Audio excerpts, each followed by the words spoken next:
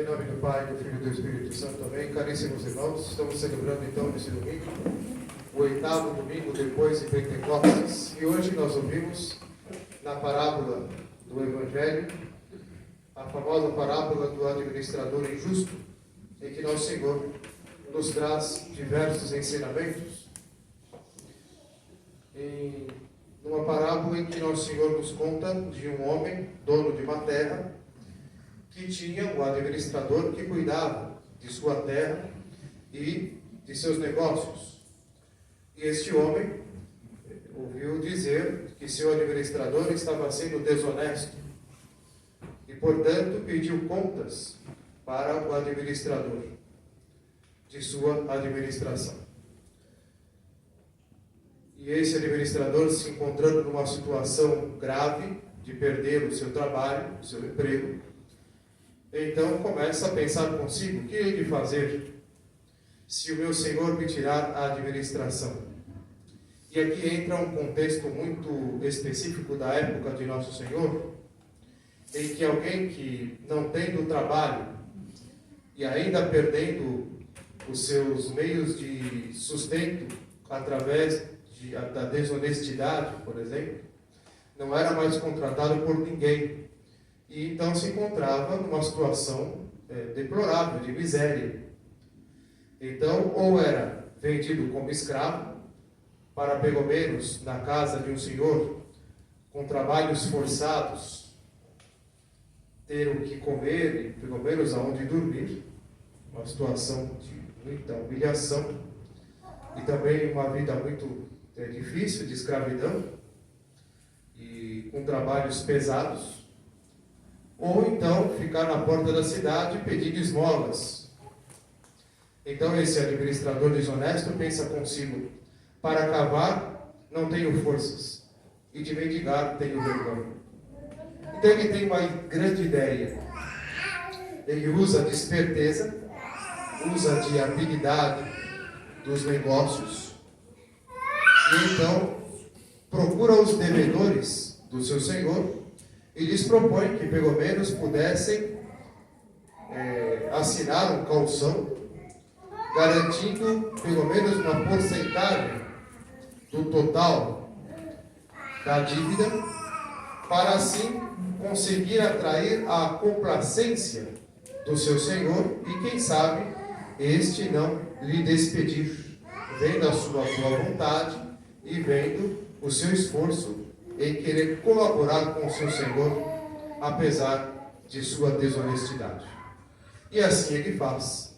Procura os devedores de seu senhor, lhes propõe ali um calção, uma certa porcentagem em relação ao total da dívida, e este dono de terra, esse senhor, esse patrão, percebe a habilidade, percebe a esperteza desse administrador desonesto e elogia a sua ousadia, elogia a sua esperteza em fazer alguma coisa para agradar e atrair a complacência de seu patrão e até, quem sabe, de não mandá-lo embora, de não despedi-lo de seu trabalho, que é o meio de seu sustento.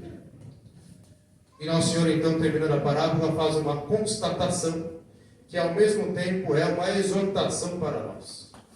Que os filhos deste mundo são muito mais espertos em seus negócios em relação aos semelhantes do que os filhos da luz. Ou seja, aqueles que estão preocupados com os negócios deste mundo e vivem para as coisas da carne ou para as coisas materiais, usam de todos os tipos de meios, empregam todos os meios e usam de toda a esperteza, de meios lícitos e também até ilícitos, para então alcançar os seus objetivos, para satisfazer os seus propósitos.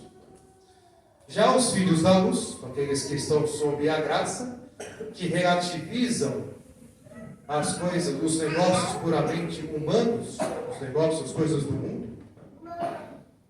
estão mais interessados nas coisas mais elevadas e, portanto, relativizam as coisas do mundo e absolutizam as coisas relativas a Deus e a sua própria salvação.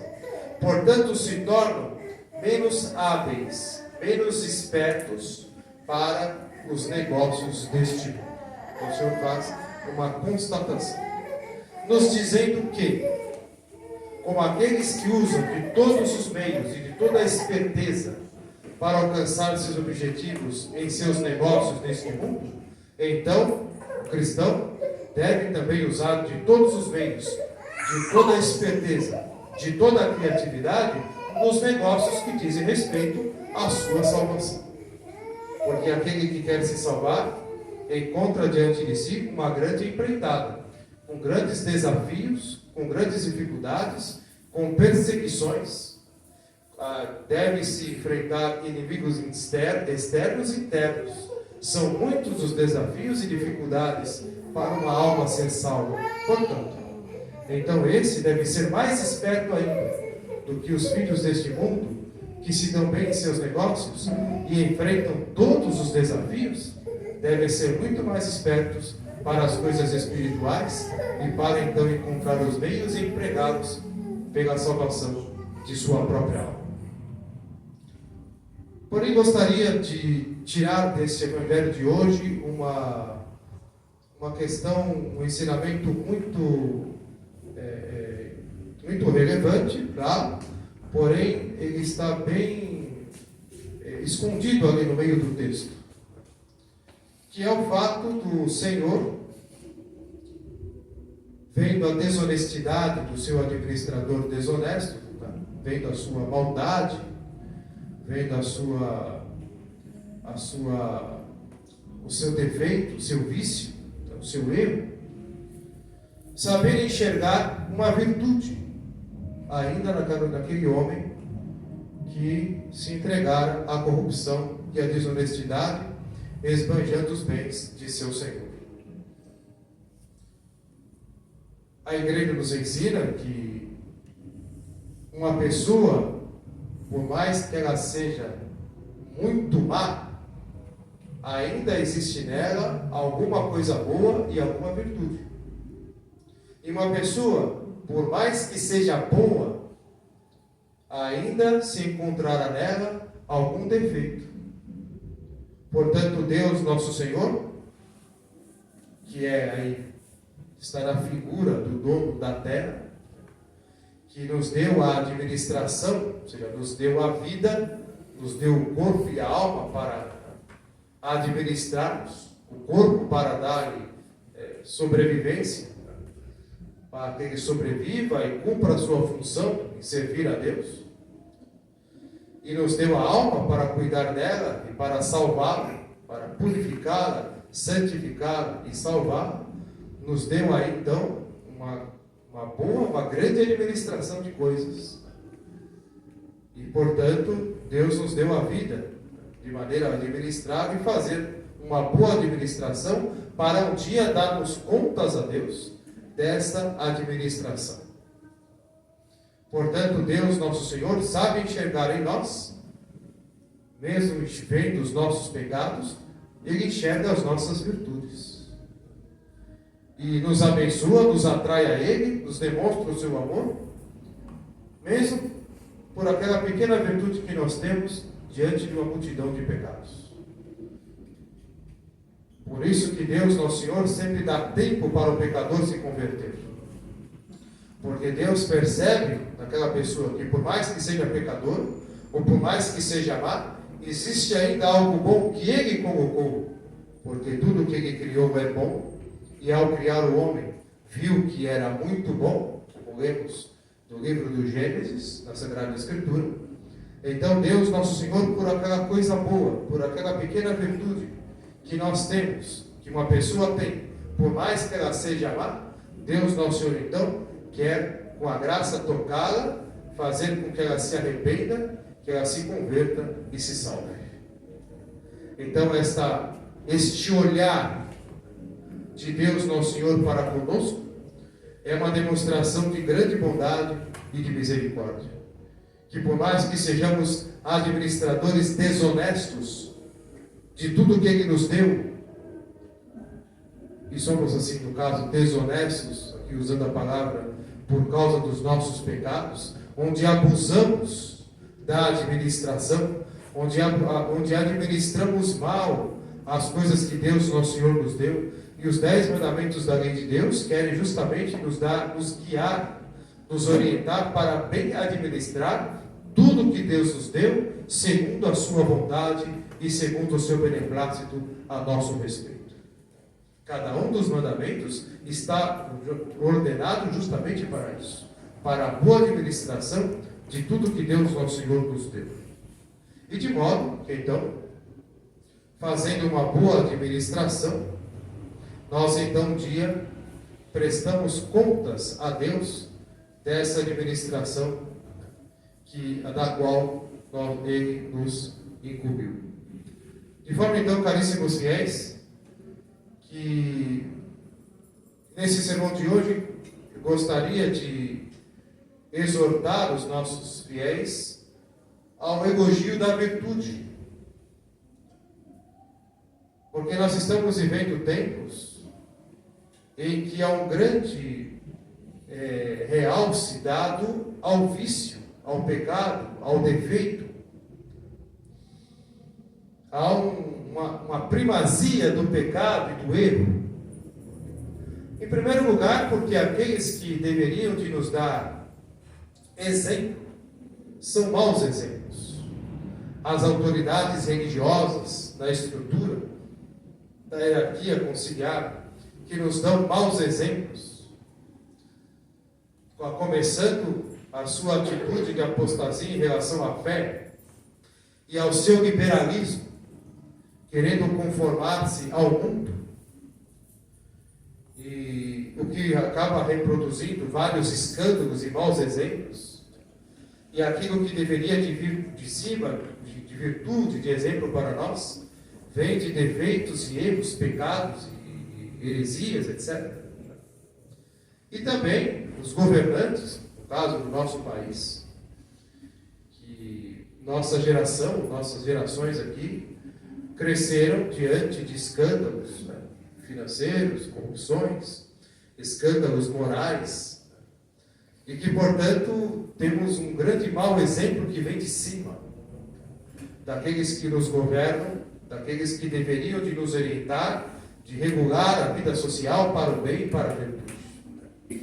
A vida social, ela está no meio de um caos, de uma desordem, de uma desorganização, em que nossas famílias se inserem.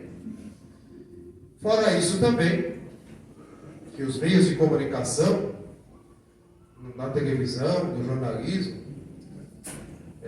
na internet, sempre exaltam o erro, porque o erro, o mal, o escândalo, ele dá notícia, ele dá ibope, ele dá resultado financeiro.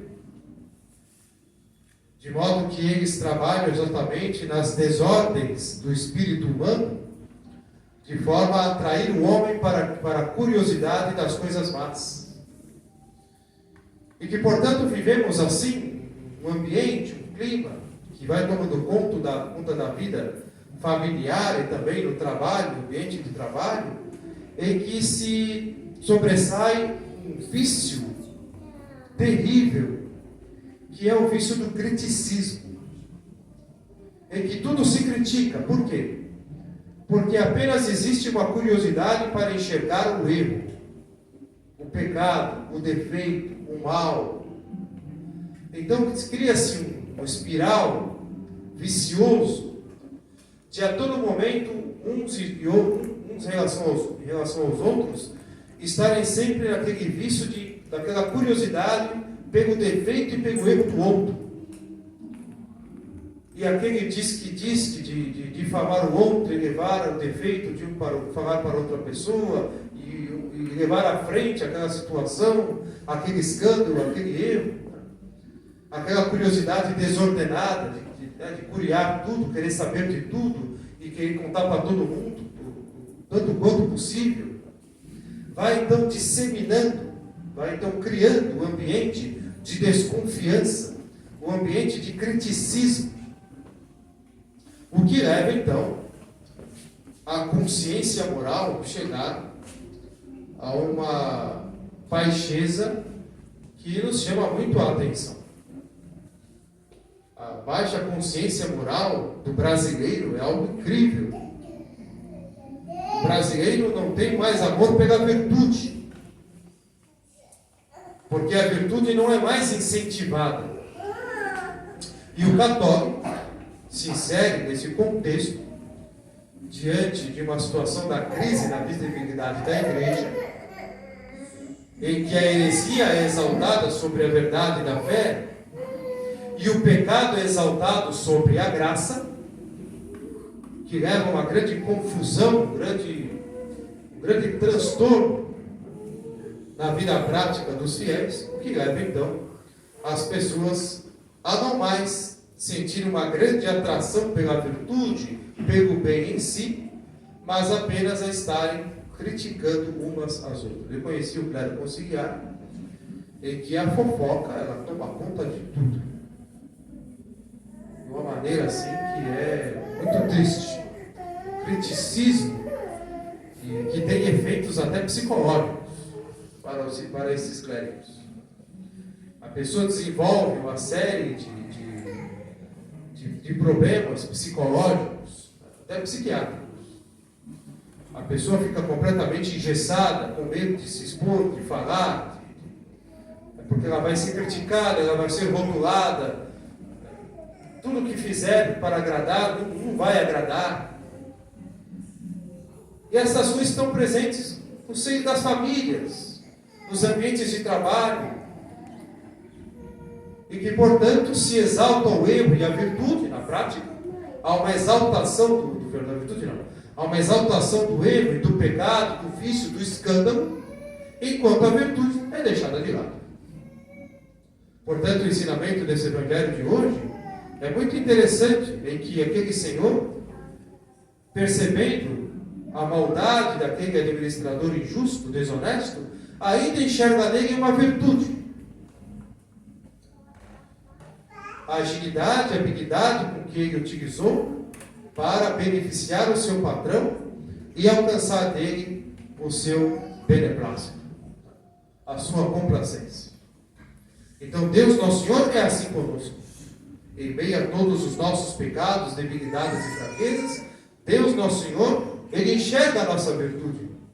E através daquela virtude, por menor que seja, Ele quer nos dar a graça de nós, então, nos convertermos e nos salvarmos. E, portanto, assim como Deus Nosso Senhor age conosco, nós devemos também agir uns com os outros, olhando para os outros e enxergar nos outros as suas virtudes, as suas qualidades, os seus talentos. Como que nós vamos amar a virtude? Como que nós vamos amar o verdadeiro bem? Se só se critica, se só se fala mal, se só se rebaixa o outro, se deprecia o outro,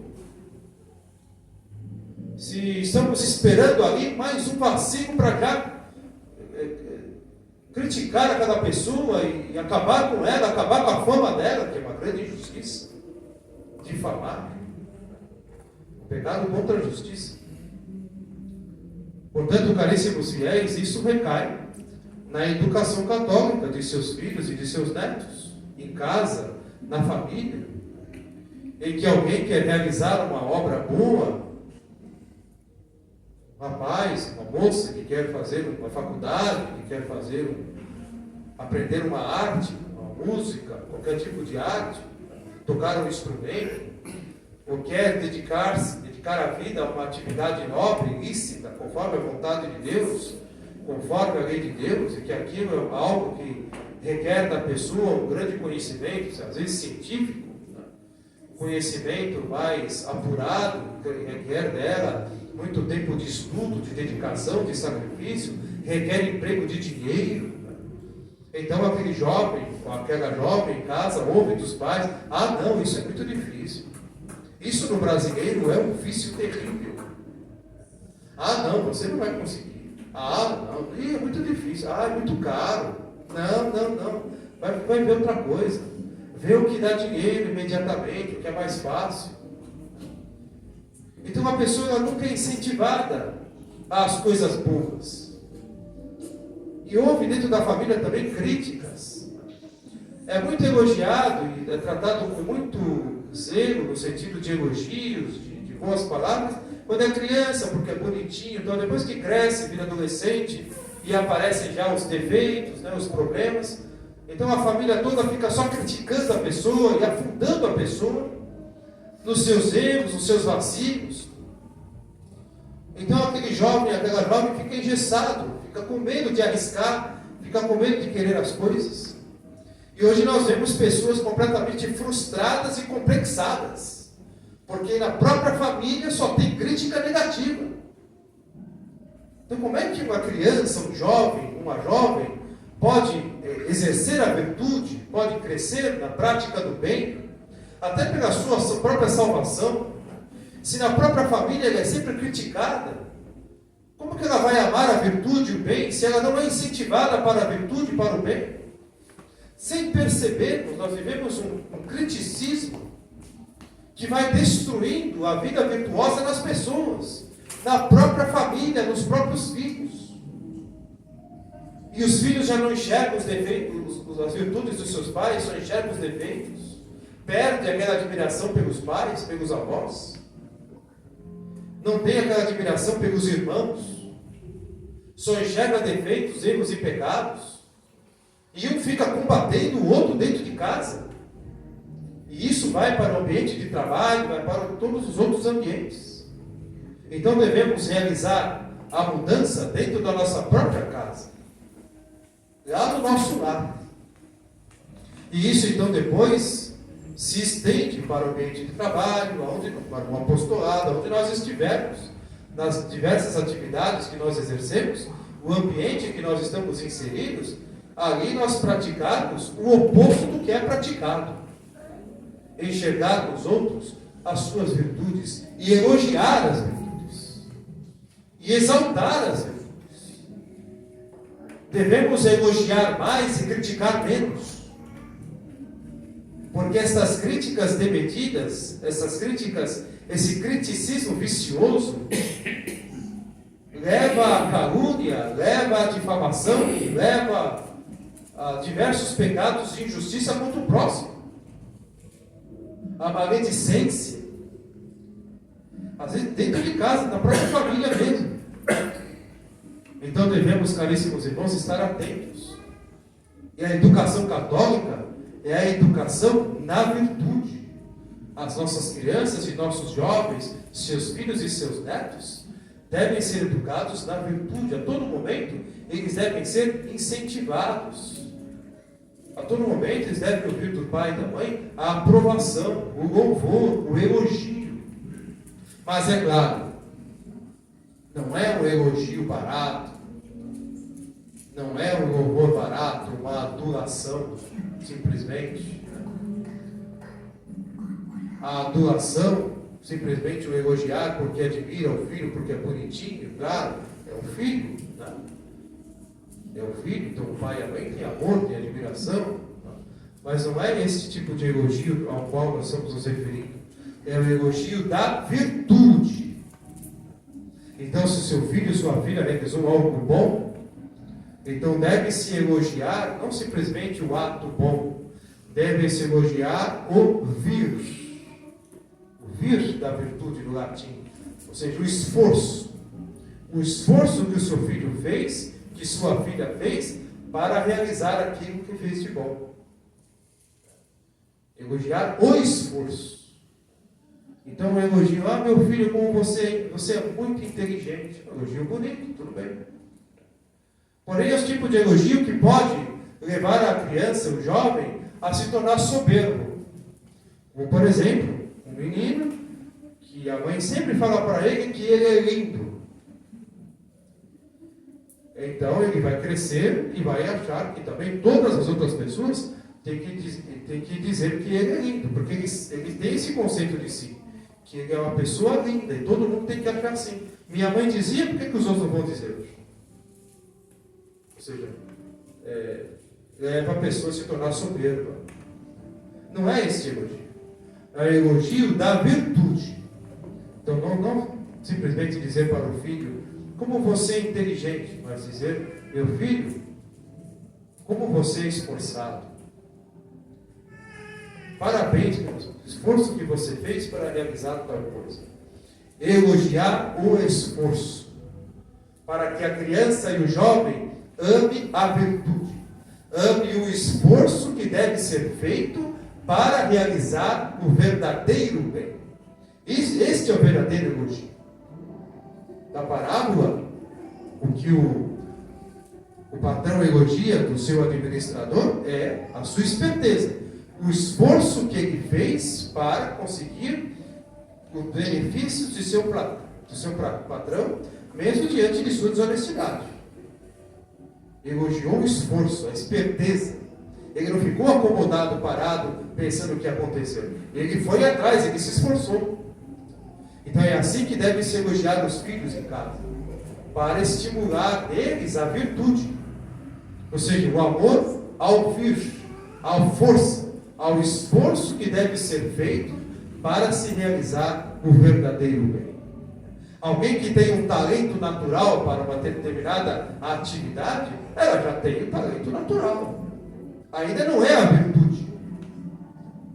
Talvez alguém que não tenha um talento natural para uma determinada atividade, mas ela tem virtude, ela se esforça e ela pratica aquilo, ela desenvolve aquilo que ela se propõe, com esforço, com entrega, com generosidade, com virtude. Talvez essa pessoa tenha mais sucesso, tenha mais resultados e mais frutos no que faz, do que aquela que tem o talento natural, que tem a inclinação natural, mas não tem a virtude.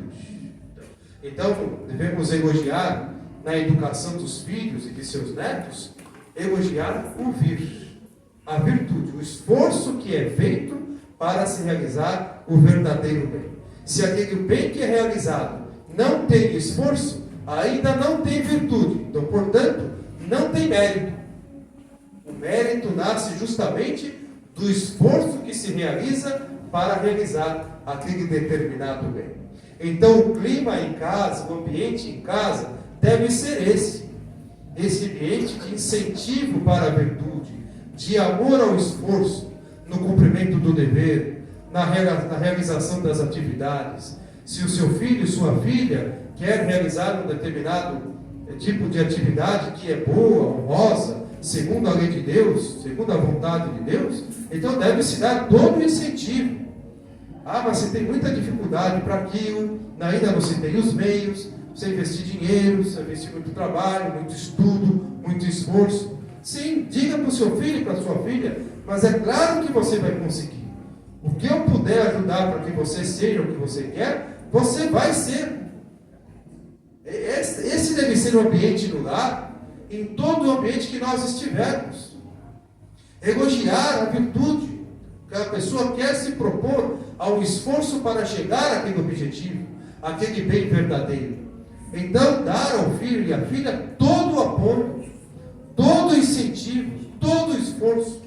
Nós não podemos colocar no outro as nossas frustrações durante a vida, porque não deu certo tal coisa, deu errado outra coisa, não deu certo para mim, então não pode dar certo para os filhos e netos também, tem que dar errado para todo mundo porque deu errado para mim. Eu tenho que projetar minhas frustrações dos próprios filhos, dos próprios netos. Eu não posso observar e enxergar a virtude no outro, começando em casa, e admirar aquela virtude, e elogiar aquela virtude. Por que eu tenho que criticar? Porque a virtude está naquela pessoa e essa virtude ainda não está em mim. Se eu admirar esta virtude que Deus concedeu pela sua graça a essa pessoa, eu posso também desenvolver esta virtude e também poder praticá-la. Se eu me proponho o esforço necessário para tal, eu tenho a graça de Deus para isso. Então, caríssimos irmãos, devemos eliminar esse espírito criticista que domina a vida da família, no próprio lar e também nos ambientes que nós frequentamos. Ao nosso redor, devemos semear um clima em que se exalta a virtude. E junto com a virtude, o belo. Olha a música aí. É um mau gosto. O ritmo, as letras. Não tem bom gosto musical. Não existe bom gosto artístico mais na nossa sociedade brasileira. Se exalta a feiura. Por quê? Porque se exalta o vício, o erro, o pecado e o ridículo. As pessoas não percebem mais o ritmo. E elas acham que ouvir uma música com tais ritmos e tais letras, que exaltam a feiura, que dão a nós até uma aversão, um nojo, de ouvir determinadas músicas, determinadas letras, e também expressões de arte, que são, na verdade, pseudo-artes, que não tem nada de cultura, mas é uma contracultura. É porque a sociedade está com seu nível moral, de consciência moral, lá embaixo. E que, portanto, está conformada com as coisas feias, ridículas. Onde naquilo falta a beleza, é a ausência de beleza. Por quê? Porque a beleza, ela brota da virtude. A virtude é boa e é bela. O bom e o belo são transcendentais, porque transcendem a realidade puramente humana. Por que transcendem? Porque remete a Deus. Deus é a própria bondade. Deus é a própria beleza. Então, tudo que é verdadeiramente bom e realizado por amor a Deus, com esforço, com virtude, remete a Deus e é belo. É atraente uma pessoa que ela é virtuosa. Atraente no sentido mais elevado, mais espiritual. Ela é atraente. Uma pessoa virtuosa, na sua simples presença, ela já nos encanta. Sem dizer uma palavra. Porque a virtude realmente nos transmite o belo. Nos transcende e nos remete a Deus. Então é isso que nós devemos promover dentro de casa na educação católica dos filhos. O bem, pela virtude, pelo esforço, e junto com isso a beleza, o belo, o bom gosto para as coisas. Nós devemos nos apresentar com elegância. Isso depende de classe social, mas uma elegância natural, que provém da virtude de quem sabe se vestir com bom gosto. Nos meios tradicionais aí, católicos, percebemos, no caso aqui específico, alguns homens, mas algumas mulheres, não aqui no apostolado, nem no meu apostolado lá em Osasco, mas eu percebi já em alguns ambientes tradicionais, até em ambientes que eu já frequentei, e que muitas mulheres pensam que a modéstia é viver, se vestir de uma maneira completamente como se fosse um maltrapilho. Não é isso. A modéstia não pode ser feia. A modéstia, ela é humilde, ela não é sensual, ela não é uma vaidade, mas ela é bela, mas ela tem elegância, mas a modéstia tem bom gosto, ou seja, tem virtude, ali tem um mínimo asseio, não precisa ter maquiagens, não precisa ter coisas grandiosas, não, mas um mínimo asseio, uma elegância natural, aquela elegância que vem da virtude, de simplesmente querer fazer bem aquilo que se faz por amor a Deus. Observar aí as normas de modéstia por amor a Deus. Naturalmente, a forma com que aquela pessoa se veste, seja uma mulher, seja um homem, manifestará a beleza. Essa beleza que atrai a virtude por causa da própria virtude que está presente naquilo que é belo. Portanto, caríssimos fiéis, devemos então aqui, diante desses ensinamentos, fazermos novos propósitos aí, dentro da nossa vida pessoal, na vida prática, na vida familiar, de abandonarmos esse criticismo estéril e destruidor, de sempre olharmos para as pessoas, claro que enxergaremos defeitos, mas olharmos a virtude. Todo mundo tem virtudes. E rezar pelaquela pessoa diante de seus defeitos, não ficar levando para os outros, não propagar o defeito, não exaltar o erro. Quando combatemos o pecado, não estamos exaltando o pecado. Quando combatemos o erro e os escândalos, não podemos exaltar o erro e os escândalos. Devemos apresentar a virtude contrária àquele vício, a virtude contrária àquele pecado, a virtude contrária àquele erro. Exaltar o bem, a graça, a beleza de ser uma pessoa santa, de ser uma pessoa boa, de ser uma pessoa honesta diante de Deus. De modo então, caríssimos irmãos, que é assim que nós faremos uma boa administração de tudo aquilo que Deus nos deu, usando de tudo de uma maneira virtuosa, de forma então que um dia, quando teremos que prestar contas a Deus de toda a administração, nós possamos então oferecer ao Senhor aquela administração que foi realizada por amor ao bem e com esforço que santifica, com esforço que purifica, que santifica, que faz bem para a nossa própria alma, pela graça de Deus que Ele nos concede, e também pelo bem que nós fazemos, até sem perceber, aqueles que estão ao redor de nós. Porém, começando em casa, com os familiares, com os filhos, com os pais, com os irmãos, com os avós. É lá em casa que deve começar. E lá é mais difícil, mas é lá que tem que ser. É dentro de casa que nós devemos promover a virtude, promover o bem, promover o belo e levar isso para todos os lugares onde nós estivermos. Aliás, este é um grande apostolado. Este é um grande apostolado. Porque a virtude, o bem e o belo presente na virtude, fala por si só. Aquelas almas que estão perto de nós e que precisam da graça de Deus. E isso atrai para a graça de Deus. Poderíamos dizer que de alguma maneira seria até como um sacramental, que não confere diretamente uma graça, claro, mas ele atrai graças. Atrai graças. Um católico que se comporta de tal maneira, como alguém que ama a virtude, que promove a virtude, que seus lábios não ficam aí criticando tudo e a todos, a torto, a direito, mas a todo momento procura enxergar o bem, edificar com as palavras edificantes aqueles que estão perto de nós, com palavras que transmitem a virtude, que transmitem bem, que transmitem a beleza das coisas de Deus. Então pensamos a Nossa Senhora, Nossa Santíssima Mãe, a graça então de tirarmos aqui propósitos na maneira do nosso modus operandi, a maneira de viver no nosso dia a dia, a maneira de conviver com os nossos familiares, com os colegas, com as pessoas do nosso trabalho, nos lugares em que nós frequentamos, que possamos ter uma nova atitude interior, né? Que possamos edificar com a nossa vida, com as nossas palavras, com os nossos atos, com as nossas atitudes, né?